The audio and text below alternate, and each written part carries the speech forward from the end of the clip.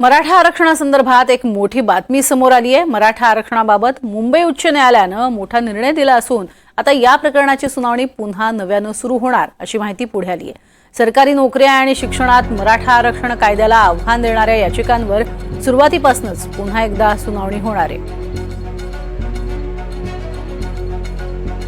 एकीकडे आपण बघतोय मराठा आरक्षणाची मुंबई हायकोर्टात नव्यानं सुनावणी होतीये। एक उच्च न्यायालयानं मोठा निर्णय दिला असून या प्रकरणाची सुनावणी पुन्हा नव्यानं सुरू होणार आहे। सरकारी नोकऱ्या आणि शिक्षणामध्ये मराठा आरक्षण कायद्याला आव्हान देणाऱ्या याचिकांवर सुरुवातीपासूनच पुन्हा सुनावणी होणार आहे। त्यामुळे अतिशय महत्त्वाची अशी ही सुनावणी असणार आहे। मराठा समाजासह इतर अनेक समाजांचं लक्ष या सुनावणीकडे असणार आहे। याचिकाकर्त्यांची विनंती ही न्यायमूर्तींनी मान्य केलेली आहे आणि पूर्ण पीठ नव्यानं सुनावणी घेण्यास तयार झालेलं आहे।